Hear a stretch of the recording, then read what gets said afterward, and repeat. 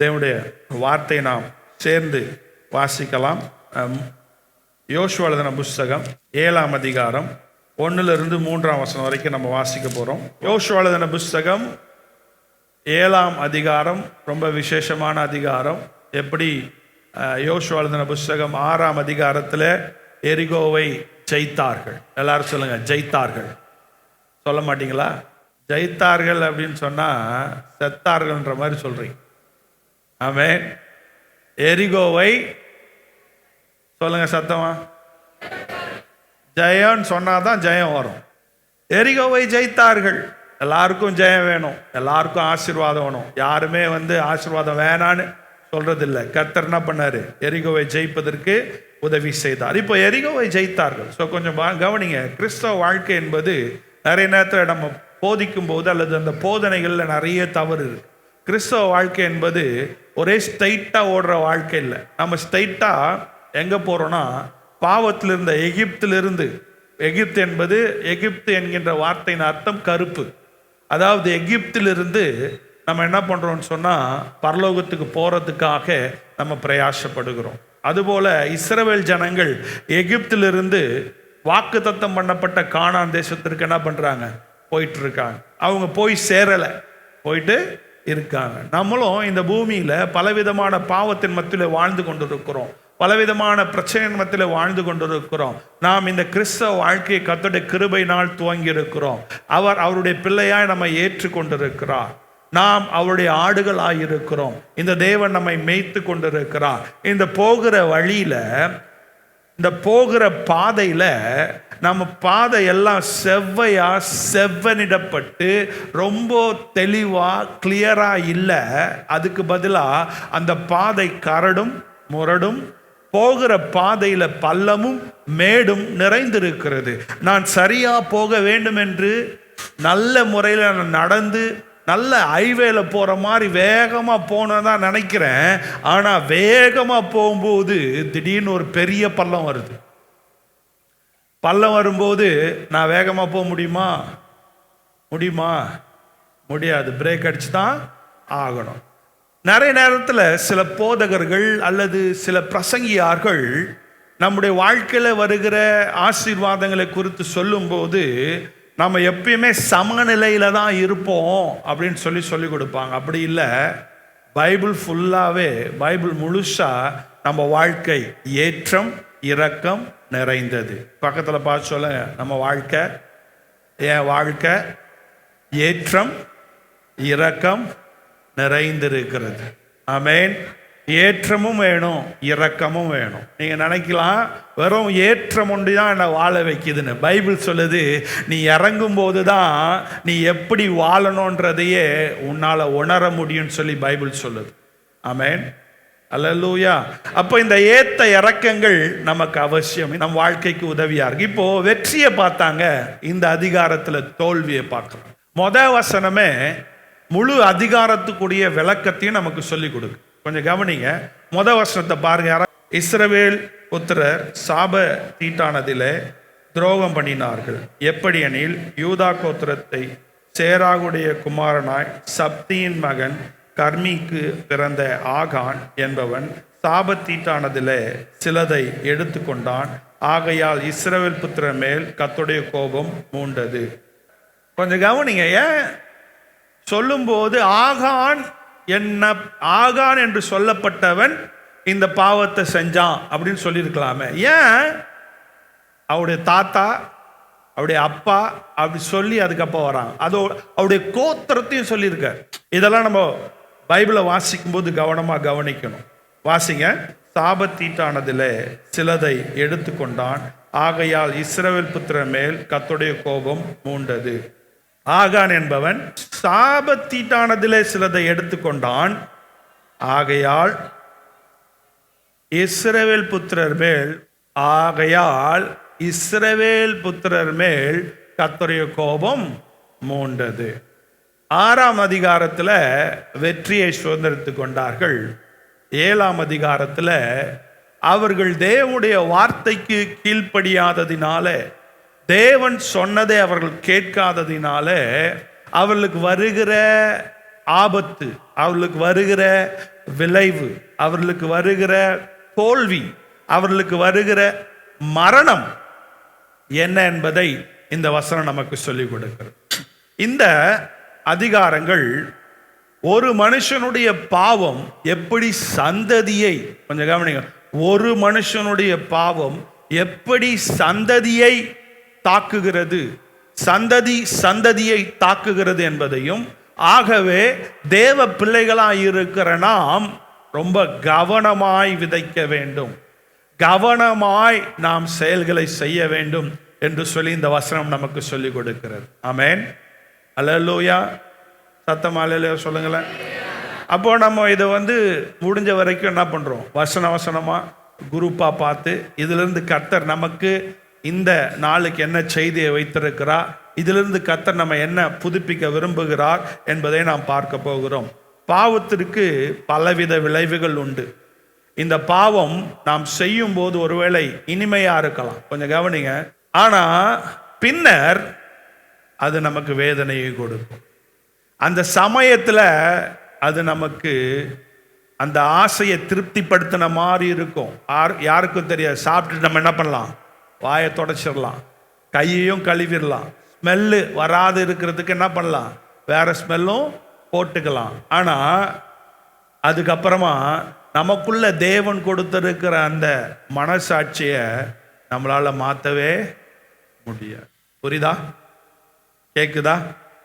இப்போ முதல் வசனத்திலேயே எதனால இஸ்ரவேல் ஜனங்கள் தோற்று போனார்கள், மரித்து போனார்கள் என்று சொல்லுகிறதை நாம் பார்க்க முடியும். இப்போ இந்த 2வது வசனத்திலிருந்து 5வது வசனம் வரைக்கும் நம்ம பார்க்கும்போது, யோசுவா ஆயி பட்டணத்தை ஜெயிக்கும்படியாக அந்த ஜெயத்தை பெற்றுக்கொள்வதற்கு யோசுவாக்கு எப்பயுமே ஒரு பலன் இருந்துச்சு. என்ன பலன்னா, ஒரு பட்டணத்துக்கு போறதுக்கு முன்னாடி அந்த பட்டணம் எப்படிப்பட்டது என்று வேவு பார்ப்பதற்கு, ஸ்பை, ஆங்கிலத்தில் சொன்ன ஸ்பை அப்படின்னா அவங்களுடைய பலன் என்ன, அவங்களுடைய பலவீனம் என்ன என்பதை நம்ம தெரிஞ்சுக்கிட்டா நம்ம ஈஸியாக போய் என்ன பண்ணலாம், ஜெயிச்சிடலாம் அப்படின்றது யோசுவாவுடைய திட்டம். ஒரு லீடரா ஒவ்வொரு லீடருக்கும் ஒவ்வொரு ஸ்ட்ரென்த் இருக்கும். யோசுவாவுடைய ஸ்ட்ரென்த் என்னன்னு சொன்னா,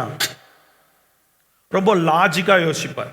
யோசிச்சுட்டு எல்லாரையும் முதல்ல கூட்டு போறதுக்கு முன்னாடி அந்த பட்டணம் எப்படிப்பட்டது, அது மலை பட்டணமா, மலை மேல இருக்கிற பட்டணமா, அப்ப அந்த மலை மேல இருக்க பட்டணம்னா அவங்கள எப்படி தாக்கணும், அங்க இருக்கிற ஜனங்கள் எப்படிப்பட்டவர்கள், இப்படிலாம் பிளான் பண்ணி செய்யறவர் தான் யோசுவா. ஓகேங்களா?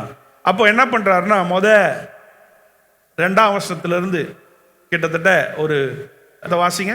சாபத்தீட்டானதிலே சிலதை எடுத்துக்கொண்டான், ஆகையால் இஸ்ரவேல் புத்திரர் மேல் கர்த்தருடைய கோபம் மூண்டது.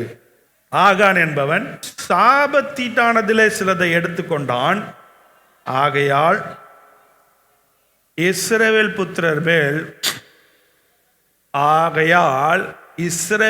புத்திரர் மேல் கர்த்தருடைய கோபம் மூண்டது.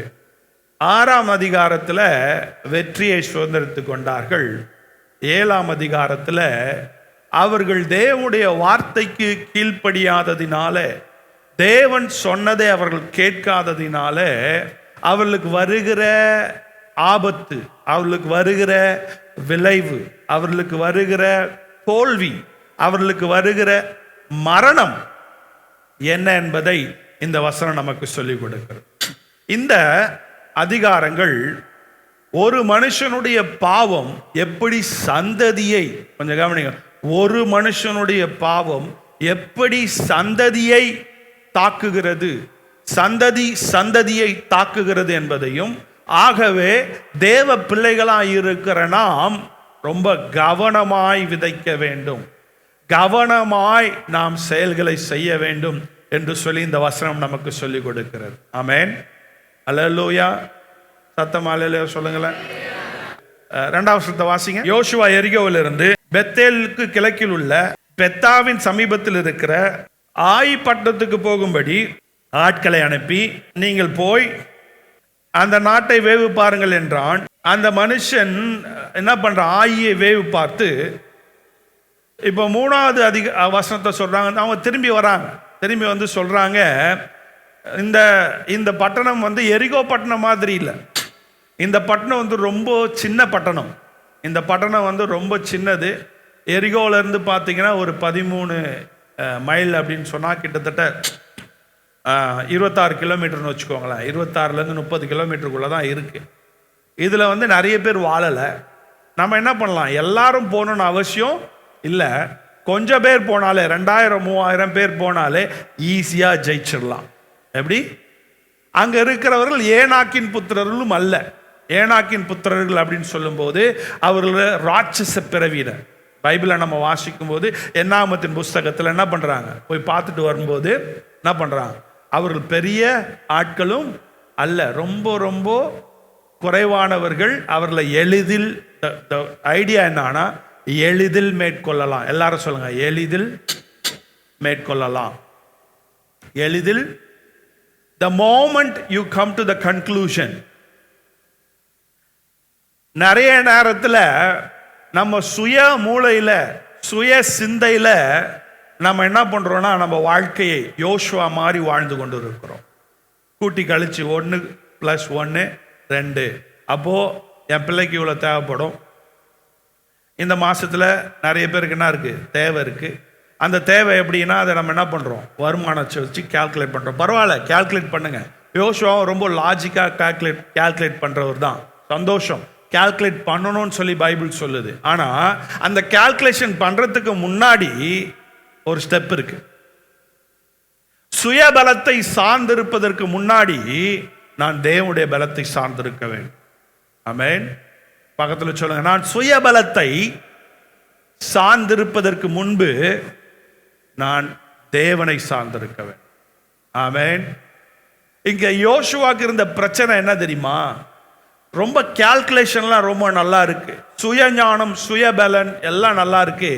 ஆனா முதல்ல எப்படி எரிகோவுக்கு போகும்போது உடனே போய் எரிகோவை ஜெயிக்கலான்னு போல, எரிகோவுக்கு நீங்க பார்த்தீங்கன்னா 6ஆம் அதிகாரத்தில் முதல்ல ஆண்டவர்கிட்ட போய், ஆண்டவரே இந்த எரிகோ பட்டணம் இப்படி இருக்க, நாங்க போலாமா, போவானாவா, எங்க கையில் இதை கொடுப்பீரா, கொடுக்க மாட்டீரா அப்படின்னு சொல்லி ஆண்டோடைய சமூகத்தில் போய் ஆண்டோடைய ஞானத்தையும் ஆண்டோடைய பலத்தையும் ஆண்டோடைய சமூகத்தில் போய் ஜெபிக்கவும் ஆண்டோடைய சமூகத்தில் போய் காத்திருக்கவும் செய்ததை நாம் பார்க்க முடியும். தாவீது யுத்தத்துக்கு போறதுக்கு முன்னாடி எடுத்தோன்னே யுத்தத்துக்கு போக மாட்டார்.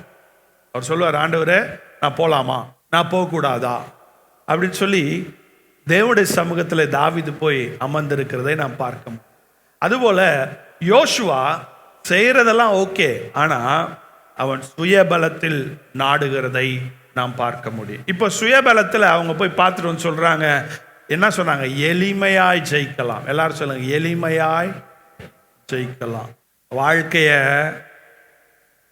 ஒரு சில சமயத்தில் இங்க இருக்கிறவங்களுக்கு, ஒரு சிலருக்கு நிறைய போராட்டம் இருக்கு, ஒரு சிலருக்கு கொஞ்சம் போராட்டம் இருக்கு, ஒரு சிலருக்கு போராட்டம் இருக்கு ஆனா பெருசா இல்லை. அப்ப அந்த பெருசா இல்லாதவங்க, அந்த பெருசா போராட்டத்தில் பிரச்சனை இல்லாதவங்க கொஞ்சம் கவனிங்க, எல்லாம் போகுது, எல்லாமே வருது, போதுமான பணம், போதுமான ஆரோக்கியம், எல்லா தேவையும் நல்லா சந்திக்கப்படுது.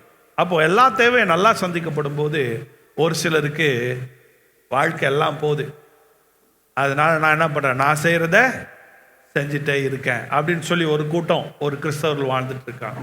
இதுக்கு நடுவில் இன்னொரு கூட்டம் இருக்கு, பிரச்சனை போராட்டம் அப்படின்னும் போது கொஞ்சம் ஆண்டவருக்கு செய்யறது, கொஞ்சம் தன்னுடைய மூலையில செய்யறது. ஒரு சிலர் சொல்ல முடியாத பிரச்சனையில, போராட்டத்தில், வேதனையில் உட்கார்ந்துட்டு இருக்காங்க. அவங்க என்ன தெரியுமா சொல்றாங்க, என் பலத்தை சார்ந்திருக்கவோ என்னுடைய பேக்ரவுண்டை சார்ந்திருக்கவோ என்னால, நான் அப்படி சார்ந்திருந்தா கூட வாய்ப்பே இல்லை. நான் சொல்றது புரியுதுங்களா? சில சமயத்தில் நீங்க படிச்ச படிப்போ, நீங்க சம்பாதிக்கிற சம்பாத்தியமோ, நான் சொல்றதை கவனமாக கவனிங்க, உங்களுக்கு இருக்கிற பின்னணியோ, உங்களுக்கு தெரிஞ்ச ஆட்களோ உங்களுக்கு இருக்கிற பிரச்சனையை ஃபிக்ஸே பண்ண முடியாது அப்படின்ற பிரச்சனை வரும்போது வந்திருக்கோன்னு நினைக்கிறேன். வரும்போது ஒரே ஒரு நம்பிக்கை ஒண்டிதான் இருக்கு. ஒரே ஒரு நம்பிக்கை ஒண்டிதான் நம்மளை பாதுகாக்கும். ஒரே ஒரு நம்பிக்கை ஒண்டிதான், ஒரே ஒரு விசுவாசம் ஒண்டிதான் நம்மளை தொடர்ந்து வாழ வைக்க உதவியா இருக்கும். வாழ முடியலனாலும் எழுந்து நம்ம நடக்க வைக்கிறதுக்கு ஒரே ஒரு நம்பிக்கை தான் உதவியா இருக்கும். உங்க வீட்டுக்காரர் இல்லை, உங்க மனைவி இல்லை, உங்க பிள்ளைங்க இல்லை, நீங்க வச்சிருக்கிற பணமும் இல்லை, நீங்க வச்சிருக்க பேக்ரவுண்டும் இல்லை, என் தேவனாகிய கர்த்தர் ஒருவர். எத்தனை பேர் இதை அனுபவிச்சிருக்கீங்கன்னு தெரியல. யாக்கோபு வேற வழியே இல்லை, வேற வழியே இல்லை. நம்ம பாருங்க, உம்மை நம்பி வந்தேன் பாட்டு பாடுறோம்ல, அந்த வசனம். ஏசா யாக்கோபையும் யாக்கோபுடைய சந்ததியும் கொல்றதுக்கு வரான். ஏன்னா அப்படிப்பட்ட துரோகத்தை செஞ்சுட்டு தான் யாக்கோபு ஓடுனான். அப்போ அந்த துரோகத்தை செஞ்சுட்டு திருப்பி அவன் என்ன பண்றான், தாய் வீட்டுக்கு தகப்பன் வீட்டுக்கு வரும்போது ஏசாக்கு தெரிய வருது, ஏசா இப்போ யாக்கோபு வந்து வீட்டிலே இருந்து வளர்ந்தவன், அவனுக்கு சண்டைலாம் பண்ண தெரியாது. ஆனா ஏசா கம்பல்சரி வேட்டைக்காரன். அதாவது ஏசா வேட்டையாடுறது தான் அவனுடைய தொழில், யுத்தம் பண்றது தான் அவனுடைய வேலை. யாக்கோபுக்கு நல்லா தெரியும், நானும் என் குடும்பமும் என்னை சுற்றி இருக்கிற எல்லாமே என்னை விட்டு போயிடும். இப்ப வேற என்ன டாக்டிஸ், என்ன பிளான் பண்ணாலும் வாய்ப்பே இல்லை. சொல்லுங்க, வாய்ப்பே இல்லைன்றது யாக்கோபுக்கு தெரியுது. அப்போ இப்போ யாக்கோபு அவனுடைய சொந்த டாக்டிஸ், அவனுடைய சொந்த பலத்தை முதல்ல அவன் நம்பல. பைபிள் சொல்லுது அவன் தேவனோடு, ஏன்னா என்னுடைய சந்ததியே அழிய போகுது. அப்படிப்பட்ட கட்டங்கள் நம் வாழ்க்கையில வரும்போது, வேற வழியே இல்லைன்னு வரும்போது, யாரெல்லாம் அந்த டைம்ல கதறி அழுது ஜெபிச்சிருக்கீங்க? கதறி அழதான் தோணும். சும்மா கம்ஃபர்டபுளா சேர்ல உட்காந்து ஏசியில உட்காந்து அப்படி உம்மை நம்பி வந்த இப்படி இல்லை, அந்த வேதனையில, அந்த மரண வேதனையில வேற வாய்ப்பே இல்லை. முட்டி போடாத முட்டி கூட முட்டி போடும். சத்தம் போட்டு கூப்பிடாதது கூட என்ன பண்ணும், கூப்பிடும். ஆண்டவரே நீங்க இறங்கி வாங்கன்னு சொல்லும். அப்படிப்பட்ட அனுபவம் இல்லைன்னா கவலைப்படாதீங்க, அப்படிப்பட்ட அனுபவத்தை கர்த்தர் கொடுப்பார். ஆமென். அது வேண்டும், பகச்சொல் அது வேண்டும். அல்லேலூயா. அதுதான் உண்மையான கூப்பிடுதல். அந்த அனுபவங்கள் வேண்டும். அந்த அனுபவங்கள் நிறைய நேரத்தில் இல்லைன்னா அந்த அனுபவம் வர வரைக்கும் விடமாட்டார். விடமாட்டார். ஆமென். அல்லேலூயா. தேவன் உருவாக்குகிற விதம் நம்ம நினைக்கிறத விட ஸ்பெஷலா இருக்கும். அப்போ இங்க யோசுவா தன் சுய பலத்தை சார்ந்திருக்கிறதை நாம் பார்க்க முடியும். அப்போ யோசுவா பார்த்து ஆண்டவர் சொல்றாரு, நீ எழுந்துரு. 10வது வசனம் வாசிங்க. அப்பொழுது கர்த்தர் யோசுவாவை நோக்கி, எழுந்துரு, நீ இப்படி முகம் குப்புற விழுந்து கிடக்கிறது என்ன? இஸ்ரவேலர்கள் பாவம் செய்தார்கள். ஸோ இப்போ இதெல்லாத்தையும் வாசிடுக்க முடியாது. இவங்கெல்லாம் பாவம் செஞ்சிட்டாங்க. பாவம் செஞ்ச உங்களுக்குள்ளதான் இருக்கான். நீங்க தோத்ததுக்கு காரணம் நீங்க நினைக்கிறீங்க, நீங்க எல்லாம் சரியா பண்ணீங்கன்னு அர்த்தம் இல்லை. உங்களில் ஒருத்தர் இருக்கான், என்ன பண்ண, நீ போய் கண்டுபிடி. உங்களில் ஒருத்தர் இருக்கான், கண்டுபிடி. இப்போ ஆண்டவர் பேசி முடிச்சிட்டார். பேசி முடிச்சோன்னா கிட்டத்தட்ட 10 லட்சம் பேர் இருக்கான். எவ்வளவு பேர் இருக்கான்? 10 லட்சம் பேர் இருக்கான். சொல்லுங்க, 10 லட்சம் பேர் இருக்கான். 5ஆம் வசனத்தை வாசி. ஆண்டவர் சொல்லி முடிச்சிட்டாரு, பிளான்லாம் சொல்லிட்டாரு. இப்போ அப்பொழுது கண்டுபிடிக்கப்படுகிறவன் கர்த்தரின் உடன்படிக்கையை மீறி இஸ்ரவேலிலே மதிக்கேடான காரியத்தை செய்தபடினால் அவனும் அவனுக்குள்ள யாவும் என்ன நடக்கும்ன்றதை சொல்லிட்ட, பிளான் பண்ணியாச்சு. இப்போ எப்போ இதை ஸ்டார்ட் பண்றாரு பாருங்களேன். 16ஆம் வசனத்தை பாருங்களேன். இதுதான் வந்து ப்ராப்ளம். ஒரு ப்ராப்ளம் இருக்கும்போது அதை எப்படி ஃபேஸ் பண்றதுன்றதை அவர் சொல்றாரு. வாசிங்க. யோசுவா அதிகாலமே எழுந்திருந்து, எப்போ ஆண்டவர்கிட்ட கேட்டு காலையில ஃபர்ஸ்ட் வேலை என்ன பண்ணா யோசுவா? தகப்பன்மார்களை என்ன பண்ணோம்? இப்போ யோசிச்சு பாருங்க. காலைல ஏஞ்சோன்னு நம்ம என்ன சொல்லுவோம்? தொடங்கிட்டியா? காலையில ஏஞ்சோன்னு தொடங்கிட்டியா? என்ன தொடங்கிட்ட? என்ன தொடங்கிட்ட? முறை இருக்கு. கொஞ்சம் யோசிச்சு பாருங்க, 10,000 பேர் இருக்கானா, 10 லட்சம் பேர் இருக்கானா, குடும்பம் லைன்ல நிக்க வைக்கிறான். காலைல ஏஞ்சி முத வேலை. ஆமென், அல்லேலூயா. யாரை பத்தியும் கவலைப்படல, ஆண்டவர் சொன்னதை செய்யறான். அப்ப நான் என்ன சொல்ல வரேன்னா, நல்லா புரிஞ்சுக்கோங்க. சின்னதோ பெருசோ தவறுன்னு வரும்போது என்ன பண்ணுங்க, கூப்பிட்டு உட்காந்து பேசுங்க, சொல்லுங்க. எத்தனை பேர் இருந்தாலும் கேட்டு உட்கார வைங்க. யார் எடுத்தான்னு கண்டுபிடிங்க, சொல்லி கொடுங்க. நீங்க பழைய ஏற்பாட்டு பிரமாணத்தின்படி எரிக்கலாம் வேணாம், அது வேற. புதிய ஏற்பாட்டு பிரமாணம் வேற.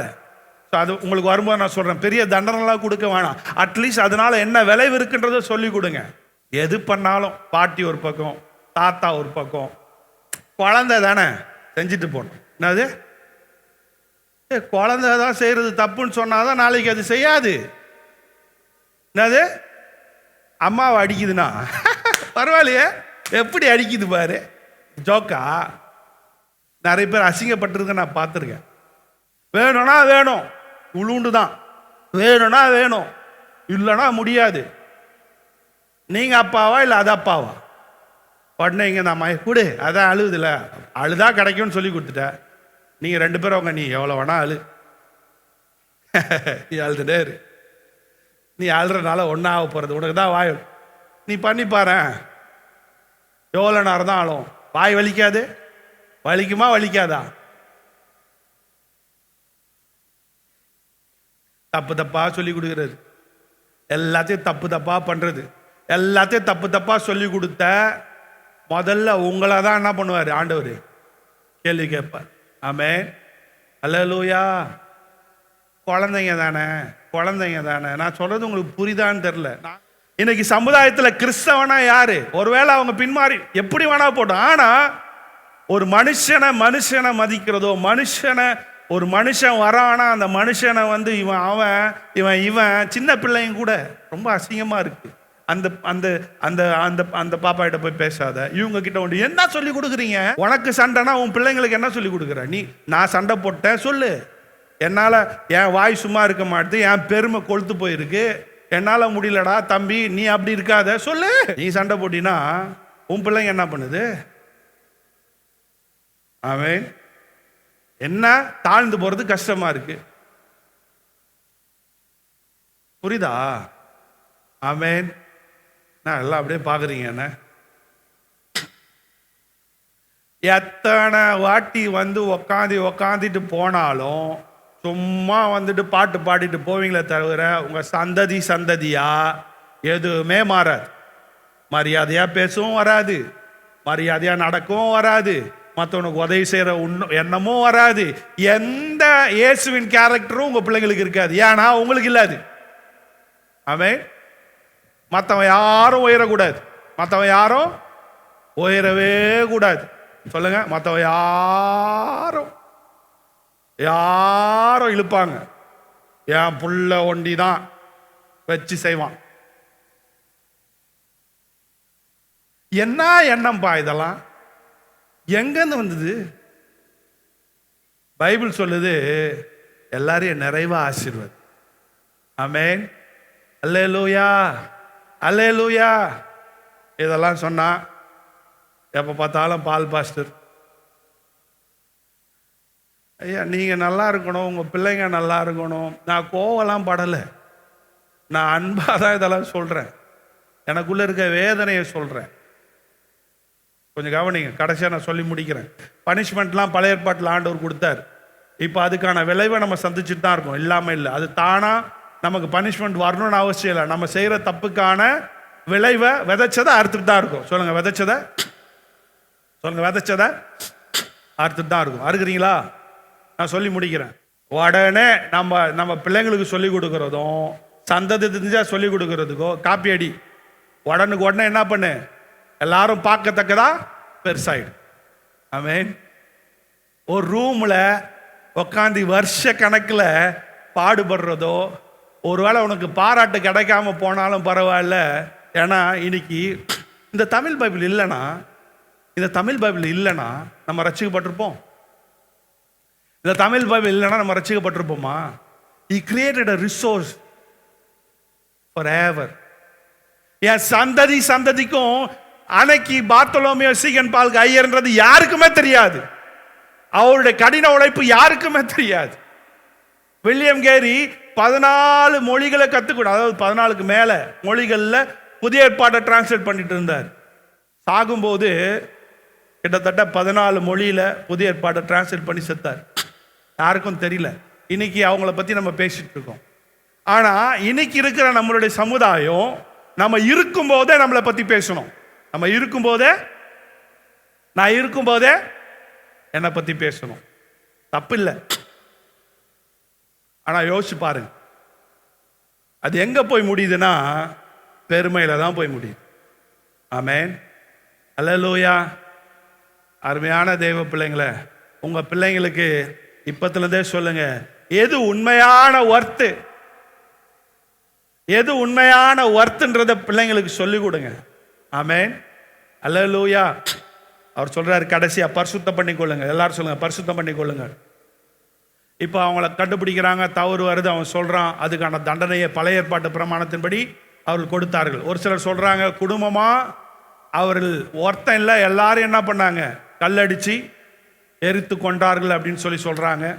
அந்த பைபிள் அந்த வசனத்தை நீங்க பார்த்தீங்கன்னா முதல்ல ஸ்டார்ட் பண்ணும்போது அவன் இருக்கும், முடிக்கும் போது அவர்கள்னு இருக்கும். இங்கிலீஷ்ல அப்படிதான் இருக்கு, பர்சனலாக இருக்கு முடிக்கும் போது. ஸோ நிறைய பேர் இதில் கன்ஃபியூஷனாக இருக்காங்க. பட் இது ரொம்ப பிரதானமாக நாம் பார்க்கணுன்னு அவசியம் இல்லை. ஏன்னா அந்தந்த பிரமாணத்தின்படி அந்த நாட்களில் அவர்களுக்கு என்ன பண்ணுச்சு, தண்டனை வந்துச்சு. ஆனால் புதிய ஏற்பாட்டின் பிரமாணத்தின்படி ஒருத்தவன் தவறு செஞ்சால் மன்னிப்புன்னு சொன்னால் மன்னிப்பை கொடுக்கணும். சொல்லுங்க, தவறு செஞ்சு மன்னிப்புன்னு கேட்டால் மன்னிப்பை கொடுக்க வேண்டும். அதே மாதிரி உபாகமத்தின் புஸ்தகத்தில் நம்ம வாசிக்கும் போது தகப்பனுடைய பாவத்தை பிள்ளைகளிடத்தில் கேட்கிற தேவன் அல்ல, பிள்ளைகளுடைய பாவத்தை தகப்பனிடத்தில் கேட்கிற தேவன் அல்ல. பழைய ஏற்பாட்டு பிரமாணத்தில் சொல்லப்பட்டிருக்கு. அதனால நம்ம நினைக்கலாம், நான் என் பிள்ளைய வளர்த்தேன், என் பிள்ளை தப்பு பண்ணி போயிட்டான், அதுக்கு நான் தான் பொறுப்பு. நீங்க பொறுப்பா? நீங்க பொறுப்பு இல்லை, உங்க பிள்ளை தான் பொறுப்பு. நான் சொல்றது புரியுதுங்களா? புரியுதா? நிறைய பெற்றோர்கள் தேவையில்லாம என்ன பண்றாங்க, நான் வளர்த்த விதம் தான் சரியில்லை, என்னால தான் வந்துச்சுன்னு சொல்லி நீங்க என்ன பண்ணாதீங்க, சிலுவையை சுமக்காதீங்க. ஆமென், அல்லேலூயா. ஸோ ஒரு 3 கேள்வி கேட்குறேன். முதல்ல, நீங்க ஆகானை போல எப்படி வாழ்ந்துட்டு இருக்கீங்க? இப்போ இந்த ஆகானையும் நீங்களும் கம்பேர் பண்ணும்போது எந்த விதங்களில் இச்சித்து கர்த்தருக்கு பிரியமில்லாத காரியங்களை நாம் மறைத்து வைத்திருக்கிறோம்? எந்தெந்த அந்தரங்க பாவங்களில் இன்றைக்கு நாம் வாழ்ந்து கொண்டு இருக்கிறோம்? கர்த்தருக்கு பிடிக்காதுன்னு தெரிஞ்சோம், கர்த்தருக்கு கீழ்ப்படியாம நம்ம இன்னும் என்ன செஞ்சிட்டு இருக்கோம்? தேவனுடைய சமூகத்தில் நாம் வரும்போது கர்த்தர் நம்மோடு பேசுகிறார். அப்போ பேசும்போது நம்ம எந்த காரியங்களில் மனம் திரும்பி இருக்கிறோம்? அப்போ மனம் திரும்பல அப்படின்னு சொன்னால் இப்போ நம்ம என்ன பண்ணுவோம், ஆண்டவர் சமூகத்தில் கேட்போம். ஆண்டவர் நம்ம என்ன பண்ணுறார், ஏற்றுக்கொள்ளுகிறார், நம்ம என்ன புதுப்பிக்கிறார். அவர் மனுஷன் அல்ல, அவர் தேவன், அவர் மன்னிக்க போதுமானவராக இருக்கிறார். ஆனால் அவர் மன்னிச்சாலும் நான் செய்த தவறுக்கான விளைவை நான் சந்திச்சு தான் ஆகணும். ஆமென். நிறைய நேரத்தில் அதை கன்ஃபியூஸ் பண்ணிக்கிறாங்க. கடை வாங்கினா நான் கடன் கட்டி தான் ஆகணும். சொல்லுங்க, கடை வாங்கினா உங்களுக்காக தேவன் கட்ட மாட்டார். ஒருவேளை தேவன் உங்களுக்கு பலப்படுத்துவார், என்ன பண்ணலாம், நீங்கள் கட்டி தான் ஆகணும். நிறைய நேரத்தில் என்ன பண்ணுறோம், நம்ம விதைச்சதை அறுத்து தான் ஆகணும். அதனால தேவன் நம்மளை தண்டிக்கலை, நம்ம செஞ்ச பாவத்துக்கான விளைவு நம்மளை தொடர்ந்து பிடிக்குது. ஆமென். இன்னொரு பக்கம் ஆதாமின் பாவம் நம்மை தொடர்ந்து பிடிக்குது. அதனால நிறைய தாக்கங்கள் இருக்கு. அவருடைய சுவாபம் நமக்குள்ள இருக்கு. நம்ம தொடர்ந்து அந்த ஆதாமின் சுவாபத்தை விட்டுட்டு இயேசு கிறிஸ்துக்குள்ள வரும்போது இயேசு கிறிஸ்துவின் சுவாபங்கள் நமக்குள்ள வரும். ஆமென், அல்லேலூயா. ஏன் நினைப்போம், ஆண்டவர் சமூகத்தில் இந்த வாரத்தில் கர்த்தர் நம்ம கிட்ட பேசியிருக்க காரியங்கள்ல நம்ம குடும்பத்தை பரிசுத்தமாக்கி கொள்வோம். இதுல முக்கியமா நம்ம பார்க்க வேண்டியது என்னன்னா, நமக்குள்ள ஒளிந்திருக்கிற பாவங்கள், நமக்குள்ள ஒளிந்திருக்கிற பாவங்கள் அது நம்மளை நிறைய டேமேஜ் பண்ணும். நான் என்ன சொல்றேன்னா, விசேஷமா கணவர்களே, வீட்டுக்கு வரும்போது வீட்டில் சமாதானம் இல்லாத காரணம் என்னன்னா, நீங்கள் நினைக்கலாம் நான் ஒன்றும் பண்ணலை, என் மனைவியும் என் பிள்ளைங்களும் சரியா இல்லைன்னு நினச்சா கொஞ்சம் கவனிங்க. ஒருவேளை நீங்கள் வீட்டுக்கு வெளியில் செய்கிற பாவமாக இருக்கலாம், இல்லை வீட்டுக்கு தூரமாக சில காரியங்கள் மனைவிக்கு தெரியாமல் பிள்ளைகளுக்கு தெரியாமல் அந்தரங்கத்தில் செய்கிற காரியங்கள் உங்கள் பிள்ளைங்களையும் தாக்கும், உங்கள் பிள்ளைங்களையும் தாக்கும். அப்போது இன்னைக்கு ஆண்டவர் சமூகத்தில் சொல்லுங்க, இன்னைக்கு என் குடும்பம் இப்படி இருக்கிறதுக்கு காரணம் கணவனாக இருக்கிற நான் அந்தரங்கத்தில் பலவிதமான தவறான பழக்கத்தில் தவறான வாழ்க்கை வாழ்ந்து கொண்டிருக்கிறேன். ஆண்டவரே என்னை பரிசுத்தமாக்கும், ஆண்டவரே என்னை கழுவும். மனைவிகளே, அது போல ஆண்டோட சமூகத்தில் பிரியமில்லாத காரியங்களில் நாம் வாழ்ந்து கொண்டு இருப்போமானால் இன்றைக்கு நம்ம மனுஷங்கிட்ட சொல்ல, ஆண்டவர்கிட்ட சொல்றோம். ஆமென்.